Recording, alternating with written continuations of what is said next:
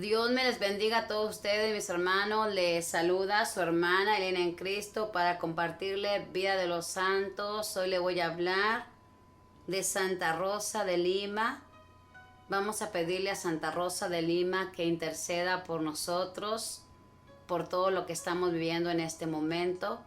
Si gusta expresarle lo que usted necesita, puede hacerlo para que ella lleve esta petición a la presencia de nuestro Dios. Tenga confianza en pedirle a nuestros hermanos que ellos con gusto van a alcanzarnos lo que sea mejor para nuestra salvación. Vamos a leer esta historia en el nombre del Padre, del Hijo y del Espíritu Santo. Amén. El Papa Inocencio IX dijo de esta santa un elogio admirable. Probablemente no había en América un misionero que con sus predicaciones haya logrado más conversiones que las que Rosa de Lima obtuvo con sus oraciones y sus mortificaciones, lo cual es mucho decir. Nació en Lima, Perú, en el año 1586, año de la aparición de la Virgen de Chiquinquirá. Fue la primera mujer americana declarada santa por la Iglesia Católica. En el bautismo le pusieron el nombre de Isabel, pero luego la mamá, al ver que al paso de los años su rostro se volvía sonrosado y hermoso como una rosa, empezó a llamarla con el nombre de Rosa. Y el señor obispo, al darle la confirmación, le puso definitivamente ese nombre, con el cual es conocida ahora en todo el mundo. Desde pequeñita, Rosa tuvo una gran inclinación a la oración y a la meditación. Un día, rezando ante una imagen de la Virgen María, le pareció que el niño Jesús le decía: Rosa, conságrame a mí todo tu amor. Y en adelante se propuso no vivir sino para amar a Jesucristo. Y al oír a su hermano que si muchos hombres se enamoraban perdidamente era por la atracción de una larga cabellera o de una piel muy hermosa, se cortó el cabello y se propuso llevar el rostro cubierto con un velo para no ser motivo de tentaciones para nadie. Quería dedicarse únicamente a amar a Jesucristo. Un joven de alta clase social se enamoró de Rosa y quería casarse con ella. Sus padres estaban muy entusiasmados porque ellos eran muy pobres y este matrimonio daría a la joven un porvenir brillante. Pero ella, aunque hubo serios disgustos en la familia, les declaró que se había propuesto que su amor sería totalmente para Dios y que renunciaba por completo a todo matrimonio, por brillante que fuera. Se propuso irse de monja agustina, pero el día en que fue a arrodillarse ante la imagen de la Virgen Santísima para pedirle que le iluminara si debía irse de monja o no, sintió que no podía levantarse del suelo donde estaba arrodillada. Llamó a su hermano a que le ayudara a levantarse, pero él tampoco fue capaz de moverla de allí. Entonces se dio cuenta de que la voluntad de Dios era otra y le dijo a Nuestra Señora: oh Madre Celestial, si Dios no quiere que yo me vaya a un convento, desisto desde ahora de esta idea.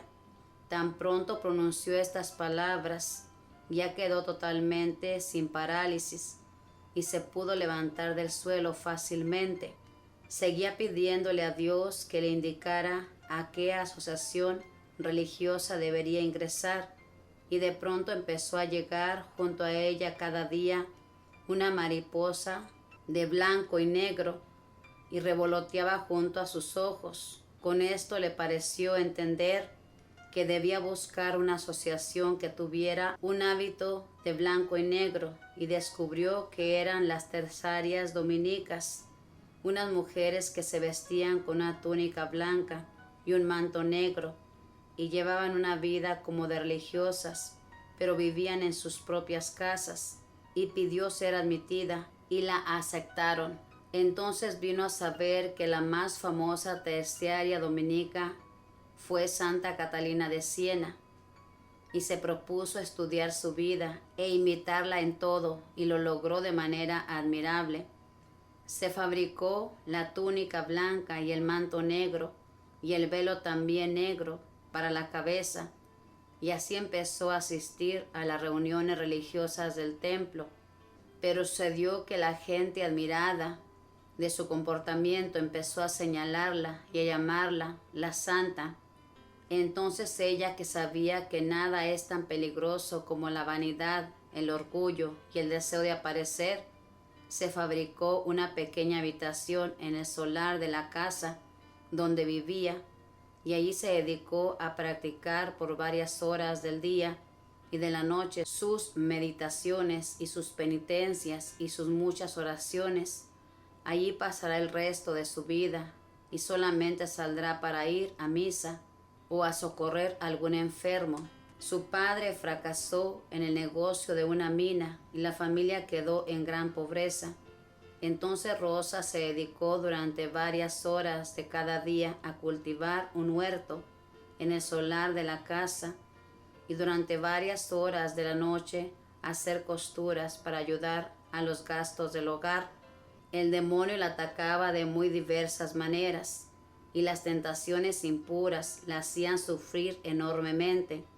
Además le llegaban épocas de terribles sequedades espirituales, en las cuales todo lo que fuera oración, meditación o penitencia le producía horror y asco, y fuera de eso la gente se burlaba de su comportamiento, y los mismos familiares la consideraban equivocada en su modo de vivir.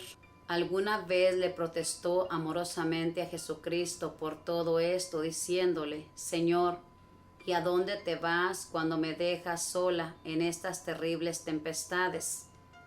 Y oyó que Jesús le decía: yo no me he ido lejos, estaba en tu espíritu dirigiendo todo para que la barquilla de tu alma no sucumbiera en medio de la tempestad.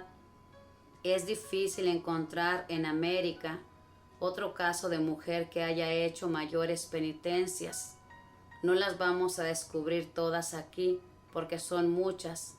De ellas son para imitar, pero sí tenemos que decir que lo primero que se propuso mortificar fue su orgullo, su amor propio, su deseo de aparecer y de ser admirada y conocida. Y en ella, como en todas las cenicientas del mundo, se ha cumplido lo que dijo Jesús: quienes se humillan serán enaltecidos. Una segunda penitencia de Rosa de Lima fue la de los alimentos. Su ayuno era casi continuo y sus abstinencias de carne eran perpetuas.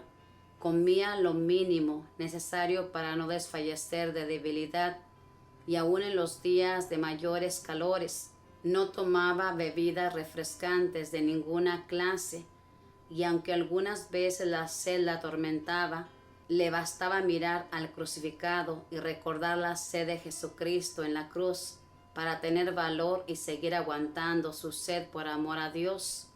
Dormía sobre unas duras tablas, con un palo por almohada. Alguna vez que le empezaban a llegar deseos de cambiar sus tablas por un colchón y una almohada, miró al crucificado y le pareció que Jesús le decía: mi cruz era mucho más cruel que todo esto. Y desde ese día nunca más volvió a pensar en buscar un lecho más cómodo. Distintas enfermedades la atacaron por mucho tiempo. Cuando algunas personas la criticaban por sus demasiadas penitencias, le respondía: si ustedes supieran lo hermoso que es un alma sin pecado, estarían dispuestos a sufrir cualquier martirio con tal de mantener el alma en gracia de Dios. Y ella sí que lo sufrió. En sus últimos meses exclamaba: nunca pensé que una persona tuviera que sufrir tanto como lo que yo estoy sufriendo, pero Jesucristo me concede valor para soportarlo todo.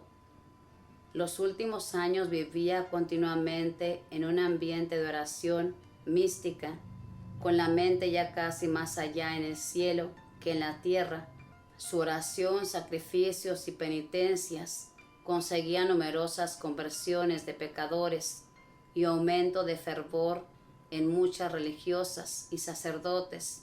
En la ciudad de Lima ya había una convicción en general de que esta muchacha era una verdadera santa.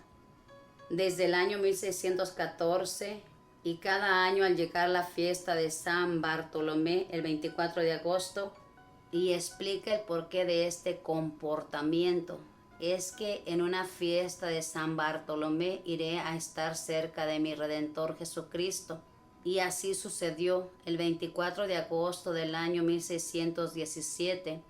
Después de terrible y dolorosa agonía expiró con la alegría de irse a estar para siempre junto al amadísimo Salvador. Tenía 31 años. Y a esta muchacha pobre y sin estudios le hicieron un funeral poco común en la ciudad de Lima. La primera cuadra llevaron su ataúd los misioneros de la catedral, como lo hacían cuando moría un arzobispo. La segunda cuadra lo llevaron los senadores, como lo hacían cuando moría un virrey. Y la tercera cuadra lo llevaron los religiosos de las comunidades para demostrarles su gran veneración. El entierro hubo que dejarlo para más tarde, porque inmensas multitudes querían visitar su cadáver y filas interminables de fieles pasaban con devota veneración frente a él. Después la sepultaron en una de las paredes del templo. Los milagros empezaron a suceder en favor de los que invocaban la intercesión de Rosa, y el sumo pontífice la declaró santa y la proclamó patrona de América Latina. Rosa de Lima, la más bella rosa que ha producido nuestro continente, no dejes un solo día de rezar a tu gran amigo Jesucristo por este continente americano tan supremamente necesitado de las bendiciones de Dios. Por un poco de sufrimiento en la tierra nos conseguimos una gran gloria en el cielo. Esta es la historia de esta santa, una mujer muy joven que murió, pero que desde muy pequeña empezó a amar a Dios y consagró su vida solamente a Dios, aunque le salieron matrimonios que le podían dar una vida de rica, una vida llena de placeres. Ella rechazó todo esto por amor a nuestro Dios. Los santos hermanos eran así. Amaban tanto a Dios que para ellos lo más importante era amarlo a Él. Fíjese bien, esta santa, hermanos, llegó a exclamar que ella nunca pensó que alguien en la tierra sufría tanto como ella. A veces nos imaginamos que las personas que hacen el bien no tienen por qué sufrir. Pensamos así, pero no es así, hermanos. Los santos todos sufrieron terriblemente. Esta mujer, con toda su santidad, tuvo una terrible agonía, imagínese. Y era una santa que siempre dedicó su vida a Dios, toda su vida, y murió de esta manera. Nuestro Dios permitía en ellos todo esto, hermanos, para dejarnos un ejemplo de cómo debemos seguir a nuestro Dios, cómo debemos caminar con un corazón abierto, dispuesto a lo que sea. Esta santa decía que Jesús le daba la fuerza para soportar todo lo que tuviera que soportar. Y lo mismo nuestro Dios, hermanos, nos da la fuerza para soportar lo que estamos sufriendo. Todos llevamos algo cargando, todos. No hay un alma desocupada, todos llevamos algo que nos aflige. Lo importante es saber quién carga con nosotros este problema, quién nos va a sacar adelante. Es el mismo Dios que nos va a dar su gracia. Como dice aquí al final, por un poco de sufrimiento nos espera una gloria. Solo en el cielo sabremos lo que causó el sufrimiento aquí en la tierra. Si lo vivimos pacientemente, su familia también no la comprendía, como a muchos de nosotros. Imitemos la vida de nuestros santos y seamos dóciles como ellos a la voluntad de nuestro Dios. Pidámosles a ellos que intercedan para que nosotros tengamos un amor grande y un deseo de ser santos. Ahí está el problema, que no queremos ser santos porque nos da miedo todo lo que sufrieron los santos. Que la Madre del Cielo le proteja, que los arcángeles y los ángeles cuiden todo su camino donde quiera que se encuentren. Bendiciones.